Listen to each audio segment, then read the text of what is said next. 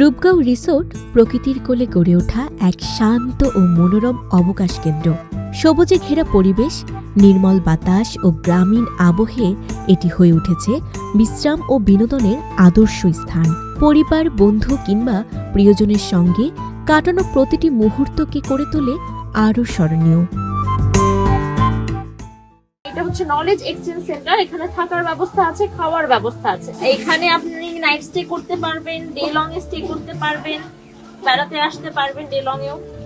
এবং অবশ্যই আসার একদিন, মিনিমাম একদিন আগে আপনার বুকিং কনফার্ম করতে হবে যে আপনি কি কি খেতে চাইছেন, সকল ডিটেলসটা জানাতে হবে।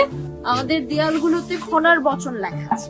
এখান থেকে আমরা যেটা জানি, খনা যেগুলো বলে গেছে খুবই আমাদের ইফেক্টিভ, টিল নাও এখনো ইফেক্টিভ। যেমন একটা লেখা আছে, আলো হাওয়া বেঁধো না, রোগে ভোগে মরো না। আপনি যদি কোনো একটা অন্ধকার ঘরে থাকেন, আপনি রোগে ভুগবেন। আমাদের সাথে এই যে আপনার সাথে যে আমার কথা হচ্ছে, এখানেও নলেজ এক্সচেঞ্জ হচ্ছে। আরেকটা কথা বলি, আমাদের এখানে একটা ফুড আইটেম আছে, পটল, পোড়া পটল ভর্তা। সেটা এখানে একজন গেস্ট এসেছিল, তার থেকে সংগ্রহ করা বলা যায়। তারা এসে আমাদের জানাইছে এরকম একটা ভর্তা হতে পারে। সো আমরাও আপনাদের থেকে কিছু জ্ঞান আহরণ করি, আপনারাও আমাদের থেকে কিছু জ্ঞান আহরণ করেন।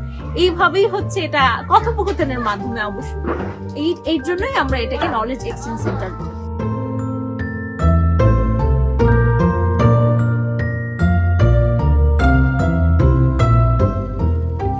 আসেন, দেখেন, এইভাবেও বেঁচে থাকা যায়। আপনার বাঁচতে হলে অনেক হিউজ পরিমাণ আপনার টাকার প্রয়োজন হয় না, হিউজ পরিমাণ আপনার জামা কাপড় বলেন, ফ্যান্সি গুডিজের প্রয়োজন হয় না। আপনার বাঁচতে হলে, মানে নর্মাল মানুষের বাঁচতে হলে ভালো খাবার, ভালো থাকাটাই সবচেয়ে বেশি গুরুত্বপূর্ণ।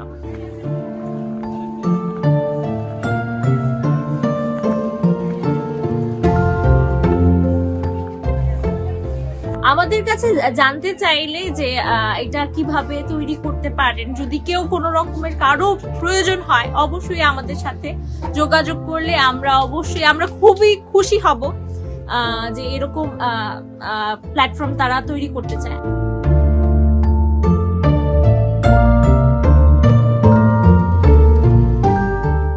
আমাদের এটা ওই তথাকথিত ওখানে যেরকম আপনার আপ্যায়নটা যেরকম হয়, খুবই থাকে কমার্শিয়াল। স্যার আপনি আসেন, স্যার আপনি বসেন, আপনার আতিথেয়তার জন্যই, মানে আপনার জন্যই অনেকগুলো লোক থাকবে, এরকম কিছু না। আপনি আসছেন, আমাদের বাড়িতে আসছেন, এখন আপনি যেহেতু ঢুকেছেন, এটা আপনারও বাড়ি। তো এইটার যত্নে যেভাবে আপনাকে হাঁটতে হবে, চলতে হবে, আপনার খেয়াল রাখতে হবে, এটারও যত্ন রাখতে হবে। আপনার এটা একটা দায়িত্ব হয়ে গেছে। আমরাও সবসময় চেষ্টা করব নিজেদের বাড়িতে যখন অতিথি যেভাবে আসে, যেমন আমাদের একটা বিষয় সেটা হচ্ছে আপনার জন্য, আপনি যখন, এর জন্যই আমাদের মেইনলি যে আগের দিন, মিনিমাম আগের দিন না জানালে আমাদের কোনো রেডি ফুড থাকে না, ফ্রিজিং ফুড থাকে না। আপনি জানালে আপনার পরিমাণের খাবারটাই আমাদের জামাই আদর যেভাবে বলে, আপনার জন্যই আপনার পরিমাণে খাবারটা, মুরগিটা সেদিন সকালেই জবাই করা হবে আপনার জন্যই, আপনার পরিমাণে। আমরা অতিরিক্ত খাবার অপচয় করতে চাই না, খাবার অপচয় যেন না হয়, এর জন্য পরিমাণ অনুযায়ী আপনি আসার পরে যদি বলেন আমাকে আরো 4-5 জনের খাবারটা একটু বাড়তি করে দেন, we can, sorry.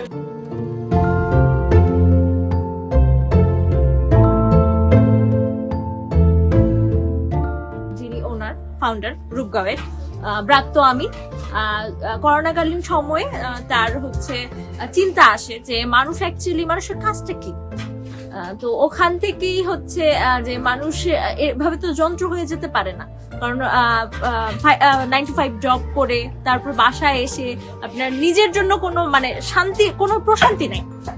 End of the time সে ভাবে যে মাটিতে ফিরে আসতে হবে। একটা মানুষের যেটা কাজ, নিজের জন্য, প্রকৃতির জন্য হলেও মাটিতেই তাকে ফিরে আসতে হবে এন্ড অফ দ্য টাইম। উনি একজন কৃষক, এখন উনি একজন পরিবেশ কর্মী, উনি একজন ডকুমেন্টারি ফিল্ম প্রডিউসার। উনি ব্যাকগ্রাউন্ড বলা যায়, উনি লাস্ট ছিলেন দীপ্ত টিভিতে।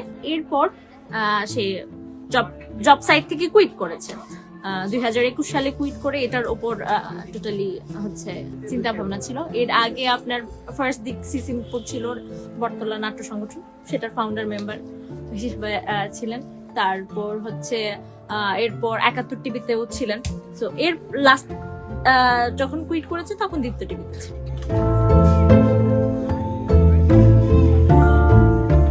এইটার নামকরণটা করা হয়েছে এই কারণে যে আমাদের এখানে বিভিন্ন ধরনের চালের আর কি দেশীয় চালের আসলে আমরা ভাত খাওয়াই।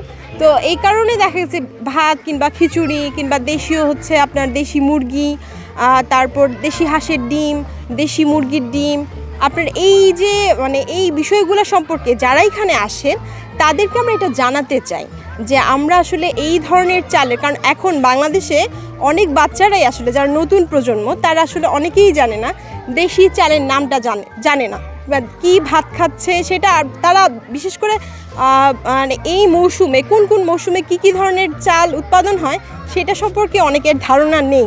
তো আমরা আসলে মূলত তাদেরকে এই নলেজ এক্সচেঞ্জ সেন্টার যেটাকে আমরা বলছি এখানকার মধ্য দিয়ে এইটার মধ্য দিয়ে আমরা অনেককে জানাতে চাই, যার কারণে এই যে আদান প্রদানটা এইটাই হচ্ছে আসলে নলেজ এক্সচেঞ্জ সেন্টার, এটাই আর কি আমরা বলি।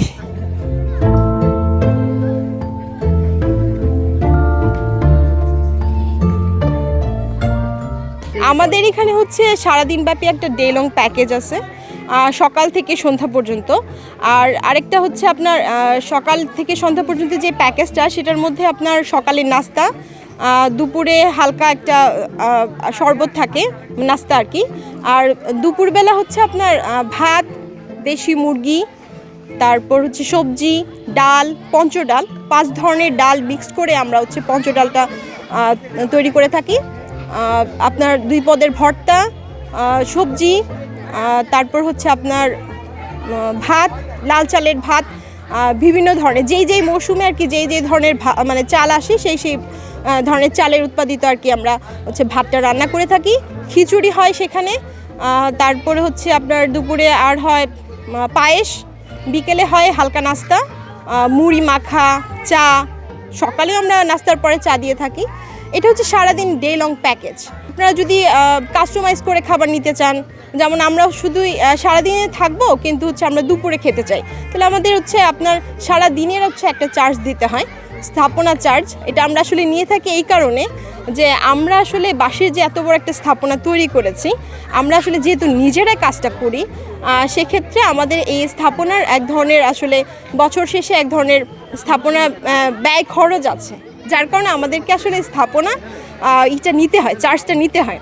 কিন্তু অবশ্যই একদিন আগে কিংবা হচ্ছে 2-3 দিন আগে আমাদেরকে জানাতে হবে, কারণ আমাদের এখানে কোনো খাবারই প্রস্তুত করা থাকে না।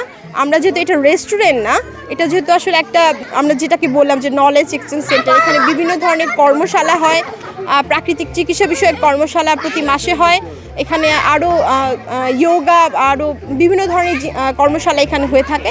সেক্ষেত্রে আমাদেরকে অবশ্যই কয়েকদিন আগে আমাদেরকে জানাতে হবে যদি আপনারা এখানে আসতে চান।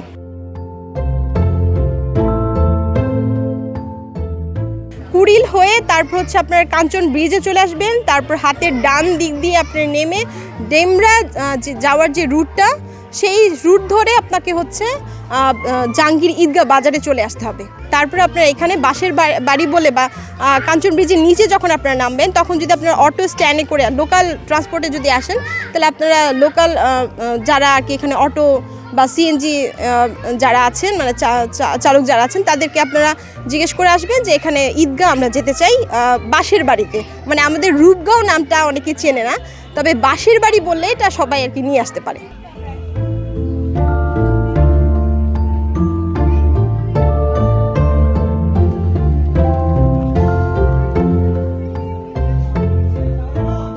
আমরা আসলে চিন্তা আসলো যখন যে ভালো খাবারটা খেতে হবে, আসলে আমরা তো অনেকেই ভালো খাবার বলতে পোলাও, মাংস, বিরিয়ানি এগুলোই বুঝি, যে কোথাও গেলে আমরা বেড়াতে গেলে আমরা বিরিয়ানি না খেলে আমাদের মনে হয় না যে আমরা ভালো খাবার খাই না।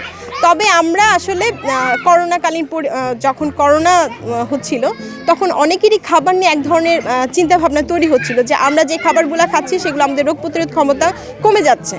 তারপর থেকে আমাদের আসলে রোগ প্রতিরোধ ক্ষমতা বাড়ানোর জন্য যে ধরনের খাবার আমাদের প্রয়োজন সেটা নিয়ে আমরা আসলে চিন্তা ভাবনা করতে থাকি যে আমাদের কোন কোন খাবারে আমাদের শরীরে রোগ প্রতিরোধ ক্ষমতা বাড়বে।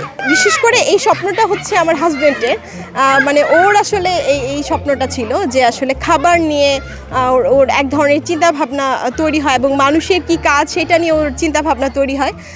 তখন থেকে ও আসলে সার্চ করতে থাকে যে খাবার নিয়ে পরিকল্পনা করতে থাকে যে কোন কোন খাবারে আমাদের রোগ প্রতিরোধ ক্ষমতা বাড়ে।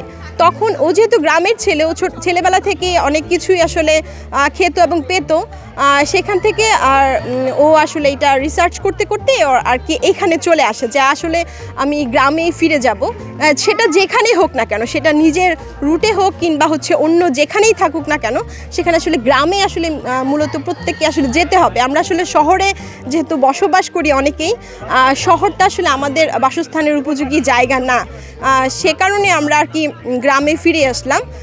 সেটা যেখানে হোক না কেন, হয়তো আমরা আজকে এখানে আছি, আমরা হয়তো অন্য কোথাও যেতে পারি, বিষয়টা সেটা না, বিষয়টা হচ্ছে আমাদের আসলে গ্রামেই ফিরে যেতে হবে, এইটা ওর একটা পরিকল্পনা ছিল। সেখান থেকে ও খাবার এখানে চাষবাস করা, এখানে আসলে প্রাকৃতিক জিনিসপত্র দিয়ে কীভাবে বাসস্থান তৈরি করা যায় সেটা নিয়ে ওর মাথায় একটা প্ল্যান আসলো, এবং প্রাকৃতিক জিনিসপত্র সার্চ করতে থাকলো কোন কোন জিনিসপত্র দিয়ে বা আগে কিভাবে আসলে ঘরগুলো নির্মাণ হতো। সেখান থেকেও আসলে বাঁশের একটা স্থাপনা তৈরি করলো। সেখানে আমাদের এখানে বাঁশ, কংক্রিট এবং হচ্ছে আপনার ইট বালু সিমেন্ট সকল কিছুই মিলানো আর কি এই বাসস্থানটা। আপনারা হয়তো আসলে এখানে দেখতে পারবেন। আমরা এখন গ্রামের মানুষ হয়ে গেছি, আমরা এখন আর শহরের মানুষ না।